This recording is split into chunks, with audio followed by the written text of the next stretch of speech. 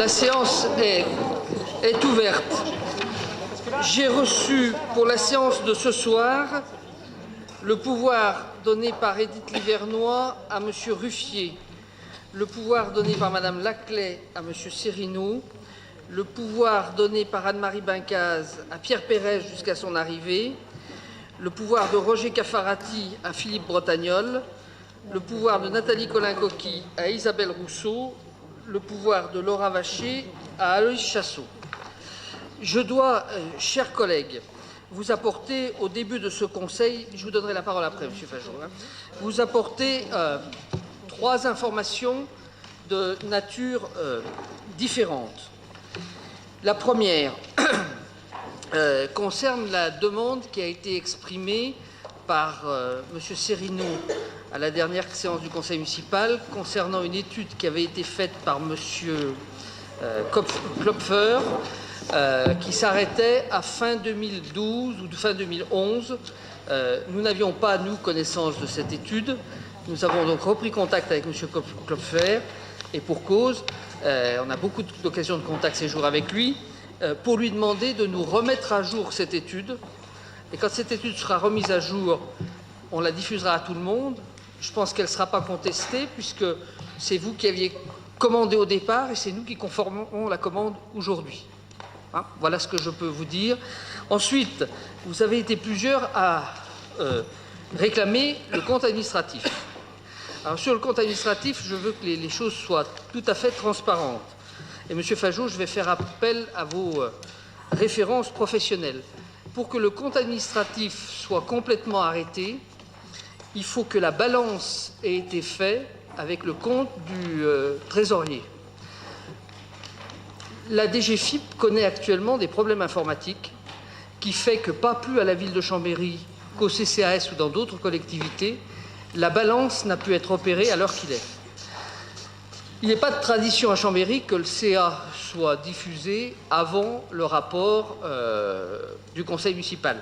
Mais vu que vous avez très envie de connaître le compte administratif, dès que la balance aura été opérée, on vous transmettra ces éléments. Je ne suis pas aujourd'hui en mesure de vous dire quand la balance pourra être opérée, parce que le trésorier municipal n'est pas capable de nous dire à quelle date il espère voir son système informatique restabilisé. Voilà, c'était la deuxième information que je voulais vous donner. La troisième information, vous avez sans doute eu la surprise de découvrir hier au soir sur vos boîtes mail une nouvelle convocation du conseil municipal pour vendredi. Alors, quelle en est la raison et quelle explication je peux vous donner? Nous avons des discussions extrêmement difficiles avec la SFIL qui a beaucoup tardé pour nous transmettre des documents. La SFIL nous avait promis un projet de protocole pour la fin de la semaine dernière. Ce protocole n'était pas arrivé vendredi, il n'est pas arrivé lundi matin, il est arrivé lundi à une heure qui ne permettait plus de le faire expertiser par nos conseils avant de le transmettre. C'est la raison pour laquelle, hier après-midi, il vous a été adressé, je vous demande de ne pas sourire, aux alentours de 17h06, 17h07, une convocation avec des pièces jointes. À 17h08, Benoît Perroton a reçu un mail de la SFIL qui est le suivant. « Bonjour, nos collaborateurs vont vous contacter dans l'heure qui vient. En effet, l'évolution très défavorable des conditions de marché, en particulier sur les devises USD-Yen 114,68 et euro-franc suisse 1,0969, ne permet pas de réaliser les opérations de refinancement aux conditions que vous avez envisagé de présenter à votre conseil municipal demain, suivant les éléments qui vous ont été transmis hier. » Et donc, à l'heure qu'il est, je n'ai pas de documents à vous transmettre pour la réunion de vendredi soir. Si ces documents arrivent dans la soirée, M. Klopfer, qui est notre conseil en cette affaire, se bat pour les obtenir. On vous les transmettra dans la soirée et on tiendra notre conseil vendredi. Si nous n'avons pas obtenu les documents dans la soirée, on annule la convocation de vendredi soir et on reconvoquera le conseil municipal mardi prochain. Il faut absolument, pour tenir le délai du 4 mars, qui est la date d'échéance finale du fonds, que nous ayons pu retraiter notre dossier de prêt en salle des marchés le 22 ou le 23 février au plus tard. Voilà les informations. Benoît complétera tout à l'heure sur les propositions qui nous ont été faites, sur l'état de la négociation. J'ai moi-même ce matin passé plus d'1 heure en conférence téléphonique avec l'Asfield et avec le conseiller de la ville, M. Kopfer. La place de marché a l'air d'être dans un état de panique sur le refinancement de ces prêts qui, au minimum, surprend, au plus inquiète. Je suis plutôt dans ce deuxième cas. Voilà les informations que je peux vous donner à l'heure qu'il est. Monsieur Fajot, vous aviez demandé la parole.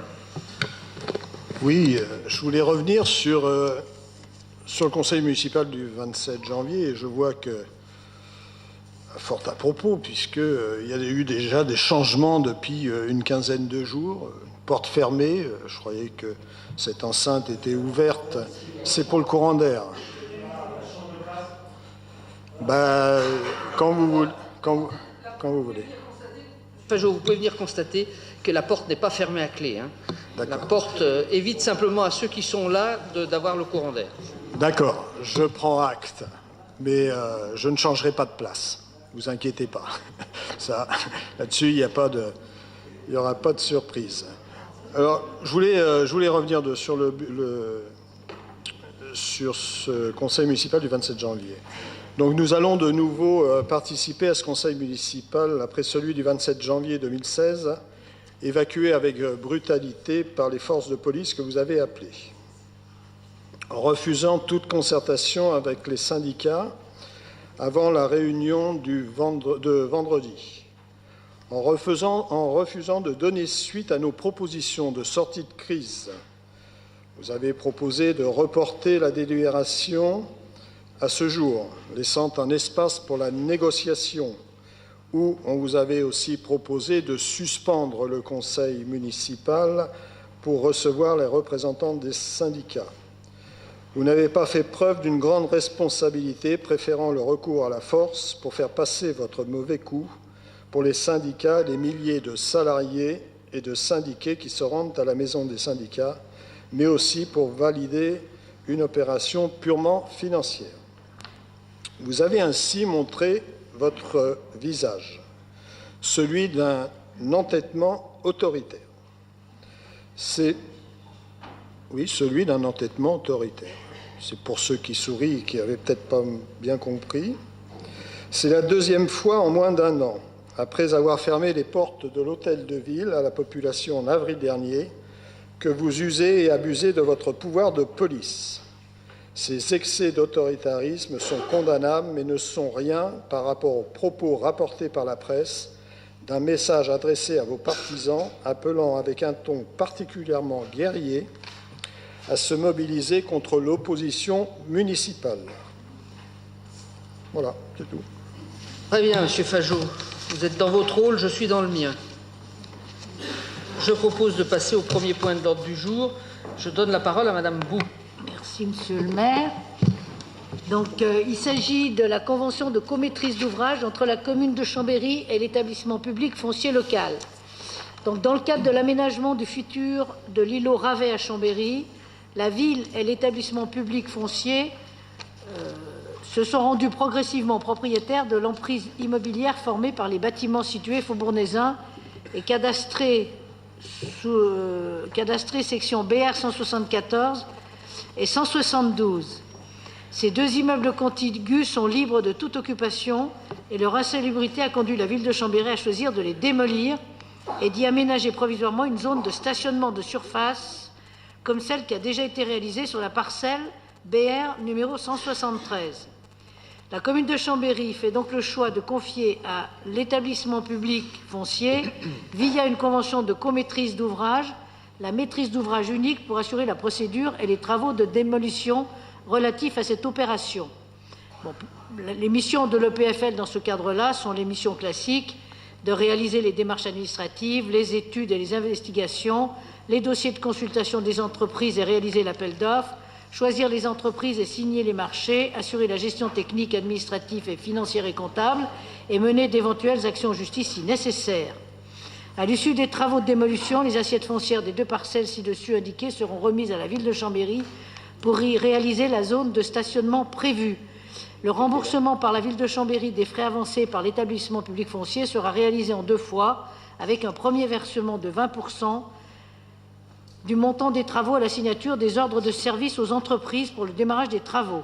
L'enveloppe prévisionnelle de l'opération s'élève à 272 780 € 44 centimes hors taxes pour les études et les travaux ventilés pour 148 935,19 hors taxes dépenses à la charge de l'établissement public foncier pour le bâtiment numéro 1 et 123 845,25 hors taxes dépenses à la charge de la ville de Chambéry pour le bâtiment numéro 2. En conséquence, il vous est demandé d'une part de valider la rédaction du projet de convention, d'autoriser le maire ou son représentant à signer la dite convention et les pièces, bien sûr, annexes dans le marché, et dire que l'inscription des crédits sera mise au budget prévisionnel 2016 de la commune.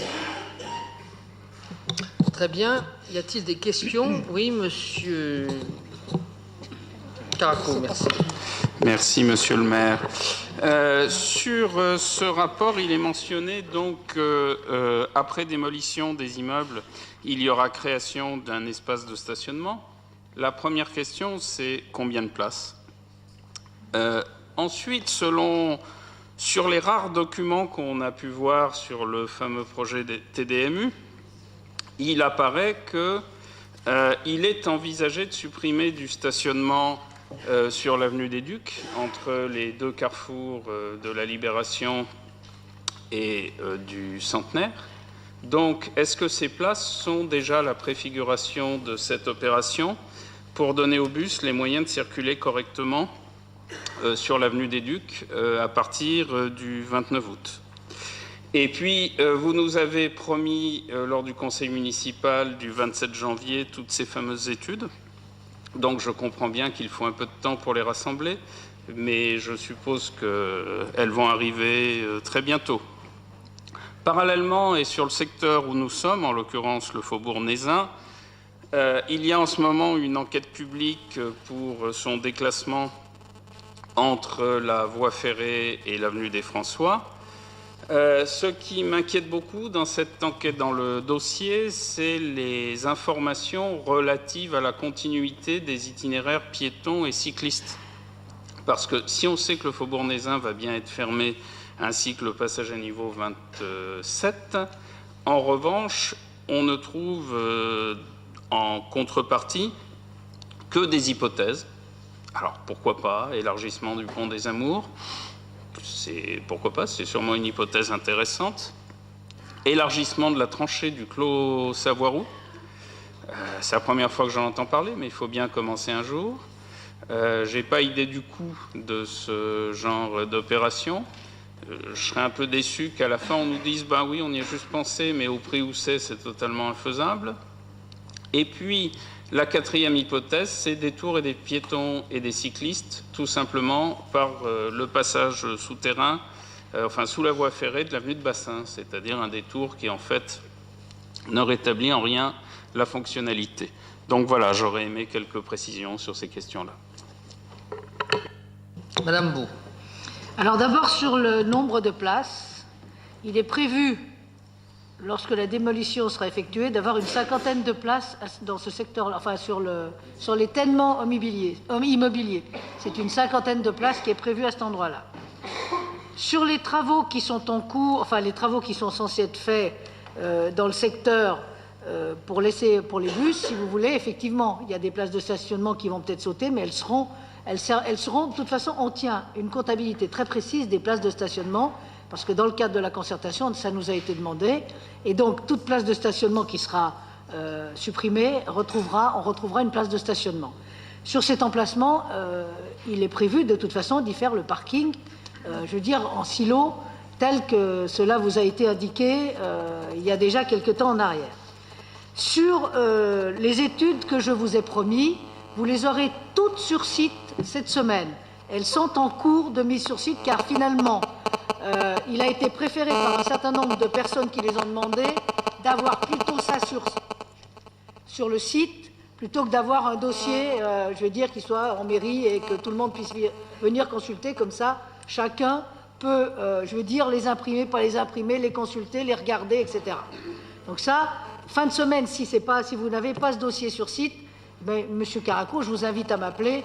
Il n'y a aucun problème et vous avez sûrement d'ailleurs la possibilité d'avoir, je veux dire, mon portable. Et ensuite, sur le déclassement du Faubourg Nézin, effectivement, ce dossier de déclassement, il existe, enfin, il est prévu déjà depuis pas mal de temps. Et vous savez bien, comme j'ai eu l'occasion de vous l'indiquer, mais je peux le redire ici, effectivement, c'est que nous travaillons effectivement au rétablissement des cheminements piétonniers et vélos, avec une hypothèse qui est à l'étude, qui est effectivement de laisser plus de place quand on passe sur le pont à la Libération, quand on passe sur le pont des Amours, le pont du chemin de fer, de manière à élargir, si vous voulez, le trottoir, parce que faire de l'encorbellement, je veux dire, sur la voie ferrée, c'est pas très simple, mais en tout cas, c'est ou l'un ou l'autre, mais de préférence plutôt élargir le trottoir, et ensuite continuer de manière à continuer vers quand on remonte, je veux dire, boulevard de l'Émin, si vous voulez, il y a la possibilité effectivement de tailler un peu dans le rocher pour élargir, là aussi, je veux dire, et faire à la fois pour les piétons et à la fois pour les cyclistes. Ces hypothèses sont en train d'être regardées, ça demande des études quand même, et donc, je veux dire, c'est en cours. Voilà ce que je peux vous dire, Monsieur Caraco. Monsieur Ruffier. Merci, Monsieur le maire. Je vais intervenir une nouvelle fois sur la destination de cette emprise qui va être libérée, qu'un parking provisoire y soit installé, paraît une évidence et rendra service aux Chambériens. Simplement redire notre opposition au fait d'implanter ce parking en silo, ce silo à Bagnoles, je vous l'ai dit la dernière fois en reprenant l'expression de Louis Besson, nous paraît une aberration du point de vue urbanistique. On va construire des immeubles d'habitation qui seront contre la voie ferrée, et ce seront les voitures qui auront une belle vue sur la Lesse. Il y a quand même là quelque chose qui nous interroge fondamentalement. Que sur l'ensemble des portes de Mérande, des places de stationnement en nombre suffisant soient absolument nécessaires, non seulement nous le reconnaissons, je vous dirais même que en fin de mandat, nous avons eu un débat entre nous, tout le monde n'avait pas exactement la même vision dans l'ancienne majorité, sur le nombre de places nécessaires, à la fois pour un stationnement à proximité de la ville pour les gens qui viennent y faire des courses, et puis pour le stationnement des habitants des futurs immeubles. Donc là-dessus, sur la nécessité de places de parking, nous sommes tout à fait d'accord, et je vous dis, là aussi c'est une évidence du point de vue urbanistique et du point de vue du fonctionnement de la ville, mais planter un silo à Bagnoles au bord de la Lesse, enfin vous pourrez peut-être faire des fausses fenêtres et on aura l'impression que ce sont des immeubles pour les gens qui vont arriver à Chambéry, ça nous paraît une aberration, je le redis, du point de vue urbanistique. Et c'était la raison pour laquelle nous allons voter contre ce rapport, bien que nous soyons tout à fait favorables à la démolition de ces immeubles insalubres. J'ai eu l'occasion de visiter un certain nombre de squats parce que durant l'ancien mandat, je crois qu'il est urgent de le faire. Il est urgent de reconstruire cet ensemble, mais avec une autre destination, une autre fonctionnalité. Alors, comme on m'a expliqué dans ma carrière que la répétition était une des bases de la pédagogie, je me permets ce soir de le répéter, parce qu'il y a quand même un certain nombre de Chambériens qui s'interrogent sur cette question, à force de le faire savoir, parce que tout ça n'est pas très clair dans les plans, on en parle. C'est la première fois d'ailleurs ce soir que j'entends affirmer aussi clairement la destination de parking de cette emprise. Vieillissant, je viens peut-être un peu dur d'oreille, j'entends peut-être pas toujours très bien, mais ce soir, au moins, votre intervention, Madame Beau, a eu le mérite de poser clairement et d'affirmer clairement la destination de cette emprise qui comprend aussi l'ancienne maison-chambre qui avait brûlé du fait d'un squat, que nous avions fait démolir et qui est utilisée, là encore, de façon tout à fait pertinente en tant que zone de parking, mais avec un plus petit nombre de places. Voilà, donc je voulais redire ce soir très clairement notre opposition à ce projet. Ça dépasse l'objet spécifique de ce rapport, mais je crois que c'est l'occasion de le faire. Et en réaffirmant clairement la nécessité de places de parking et pour les futurs habitants et pour les personnes qui viennent dans Chambéry, mais ailleurs, et qu'on n'aille pas coller des appartements contre les voies ferrées, alors que les voitures, elles, vont être au soleil, elles vont avoir de la vue, etc. C'est quand même quelque chose qui nous inquiète et qui nous choque. Très bien, merci Monsieur Ruffier. Je redonne la parole à Josiane Beau.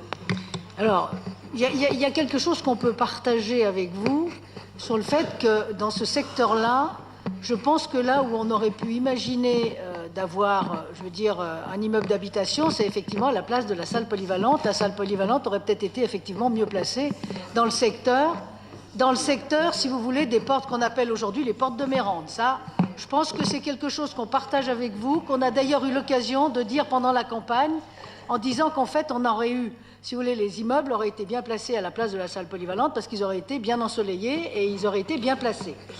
Par contre, après, si vous voulez, sur le reste, maintenant, la salle polyvalente, on ne va pas la casser pour mettre les immeubles à la place. On ne va pas faire l'inverse aujourd'hui. Par contre, si vous voulez, sur la partie donc, du parking de Ravet, d'abord, je pense que dans ce secteur-là, effectivement, on apprendra, on vous expliquera, le traitement qu'on est capable de faire d'un parking en silo. On n'est pas obligé de faire un parking en silo qui soit, une masse de béton et qu'il ne soit pas traité correctement à l'extérieur. C'est évident, c'est la moindre des choses. Sur les circulations, on fera les choses aussi le mieux possible. Les études sont en cours et je pense que vous aurez un rapport au mois de mars sur ce sujet-là. Donc les choses seront claires. Et quant au nombre de places, effectivement, on n'a pas fait le nombre de places comme ça, on a travaillé pour voir approximativement, les places dont on avait besoin. Et il y a une jauge qui est à travailler entre le parking de Ravet et le parking ultérieurement de Cassines. C'est évident, même s'ils n'ont pas du tout la même vocation, au moins, pour une partie. Voilà ce que je peux vous dire sur les parkings. Et je pense que le 21 mars, vous aurez un rapport sur ce sujet. Ceci dit, je rappelle aussi une chose, c'est qu'il y a très longtemps que nous parlons du parking de Ravet. Je pense que vous n'avez pas découvert que nous voulions faire un parking à cet endroit-là, parce que je viens d'expliquer clairement qu'on ferait un parking derrière le parking provisoire. Je pense qu'il était même, dans les documents de campagne, Monsieur le maire, donc je pense que c'est quand même pas quelque chose de nouveau. Voilà, Monsieur le maire. L'emplacement de la salle polyvalente, le propre d'une salle polyvalente, c'est d'être au cœur d'un quartier. Vous avez eu suffisamment de reproches par rapport à la mairie de quartier de l'ancienne maison Jorsin qui était excentrée par rapport à Mérande. Et si on avait construit encore plus loin ou aussi, de façon aussi excentrée la salle polyvalente, je crois que c'eût été là encore une erreur du point de vue urbanistique. Moi, je ne parle que d'une chose.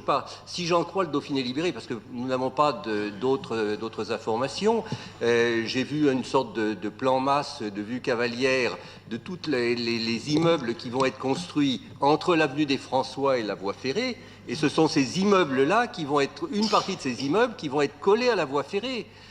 C'est là, et le parking aurait pu être reculé un tout petit peu ou conçu autrement pour les futurs habitants.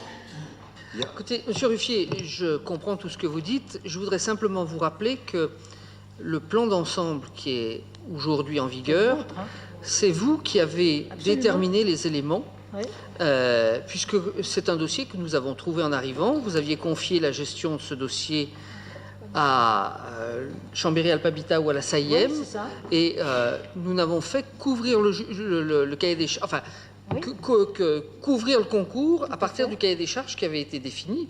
Les logements sur cette parcelle-là, ils ont été définis dans le cahier des charges du concours d'urbanisme. Je n'en doute pas, Monsieur le maire, Simplement, et je vous l'ai dit quand même tout à l'heure, le parking était prévu de l'autre côté de la voie ferrée. Et je vous ai dit, je l'ai reconnu, que nous avions un débat entre nous sur le nombre de places de parking à réaliser, et que ce débat, avant les élections, n'avait pas été tranché. Donc, c'est un élément du cahier des charges qui restait encore ouvert. Le débat n'était pas complètement tranché, c'est des affaires qui sont venues et sur lesquelles nous avons avancé notre réflexion, parce que tout ça, ces acquisitions se sont faites au fil du temps, au fur et à mesure que les choses étaient possibles, pour dégager toute cette emprise qui va permettre un développement de notre ville. Simplement, le parking, dans le plan masse et dans ce qui avait été prévu par la municipalité précédente, à aucun moment l'hypothèse d'un parking sur le quai Ravet avait été envisagée. Ce qui avait été envisagé, c'était un parking de l'autre côté de la voie ferrée. Nous avions un débat sur 300 places, 500 places, 600 places. Nous n'étions pas tous d'accord entre nous. Je suis très clair. Je ne suis pas en train d'évider un discours politique pour me camoufler derrière quelque chose. Ce débat n'avait pas été tranché. Reprenez les documents. Il y avait encore une décision à prendre par rapport à ça. Voilà.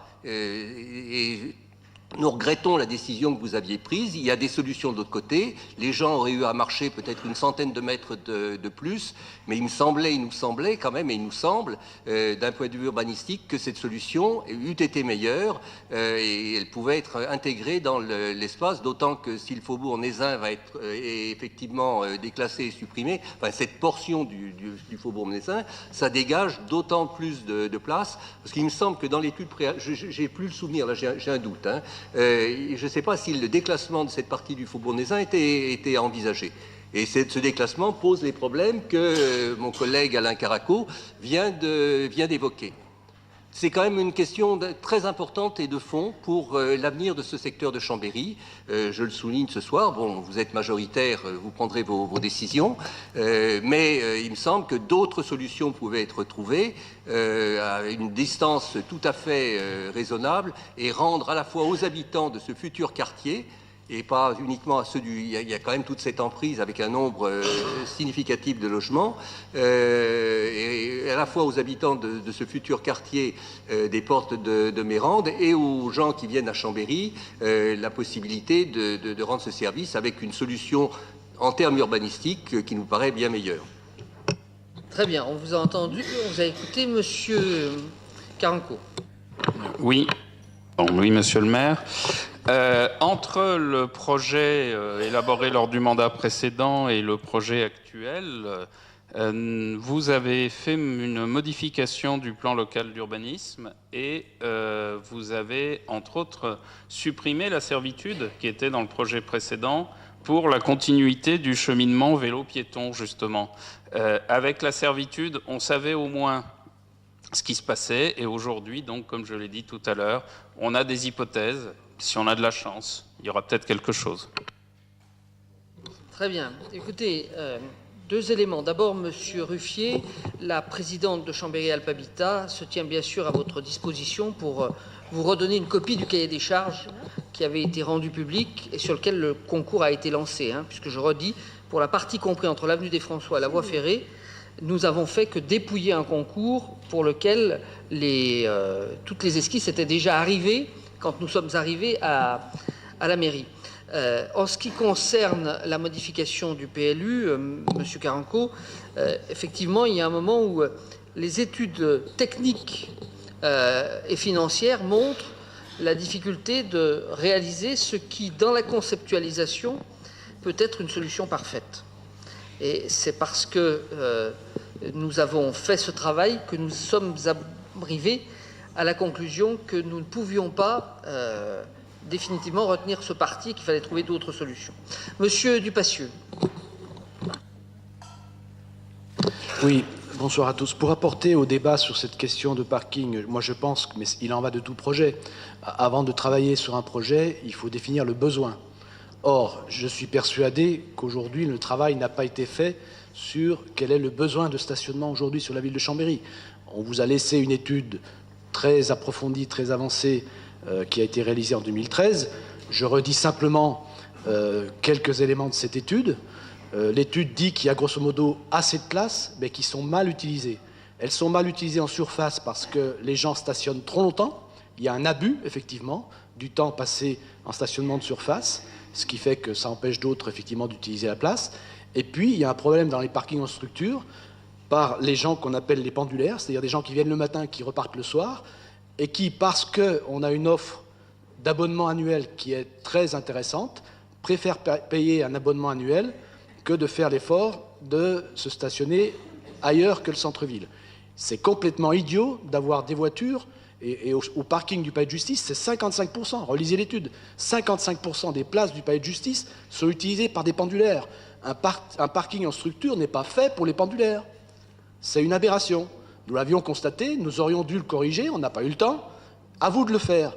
Et vous verrez que si vous corrigez à la fois l'abus de stationnement de surface et l'abus de stationnement dans les parkings en structure, il y a suffisamment de place. Et je vous donne un autre élément que je vous ai déjà donné. On se compare souvent à Annecy. On a exactement le même nombre de places à 100 places près si on additionne le stationnement de surface et les parkings en structure. 3800 places.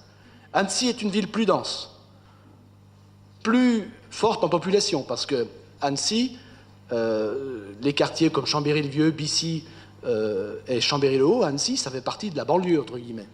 Et donc il y a plus d'habitants, de manière plus dense, au centre-ville. Et vous savez très bien qu'Annecy est une ville dont l'attractivité est bien supérieure à celle de Chambéry, donc bien plus visitée. Et donc, avec le même nombre de places, ils en ont assez. Donc ça veut bien dire que quelque part, on gère mal notre stationnement. Enfin, quand on aura réalisé ce travail-là, effectivement, on pourra avoir un dimensionnement objectif des besoins du parking de Mérande.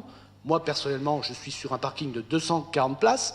240 places, c'est le parking que nous avons ici à la mairie centrale. C'est déjà un gros parking, 240 places. Et c'est largement suffisant, vous verrez, pour effectivement répondre à l'attractivité qu'on souhaite donner à cet espace de la ville. Et entre autres, dans ces 240 places, il faut qu'on arrive à compenser les places qu'on supprimera sur le quai Ravet, parce qu'il faudrait rendre ce quai au mode doux et ne plus y circuler en voiture et ne plus y avoir effectivement de stationnement. Voilà ce que c'est qu'une réflexion de fond et un vrai projet d'urbanisme. Il ne s'agit pas, quand on travaille sur la ville, l'objectif est de regarder l'ensemble des enjeux d'un quartier et pas simplement de se dire on a besoin de 600 places. Effectivement, si la porte d'entrée c'est 600 places et rien, ben ce sera effectivement le silo, parce qu'on ne sait pas faire 600 places sans faire un silo ici. Merci, M. Dupassieux. M. Barre. Oui, comme d'habitude, les leçons de M. Dupassieux sur des études théoriques, comme toujours. Il s'avère que cet après-midi, j'ai passé l'après-midi avec l'adjoint au commerce d'Annecy. Et donc, Annecy est en manque de parking et ils sont sur un projet de rajouter à peu près un autre parking équivalent à Courrier. Donc, vos allégations, M. Dupassieux, sont un peu passées, quoi. Voilà, merci. Très bien. Merci. Allez, je vous propose d'en venir au vote. Auparavant, je dois désigner Mme Turnard comme secrétaire de séance. J'ai bien noté qu'il y a un certain nombre d'entre vous ne voteraient pas ce rapport. Donc, quels sont ceux qui s'abstiennent? Ceux qui votent contre? Il y a donc 10 contre. Le rapport est adopté.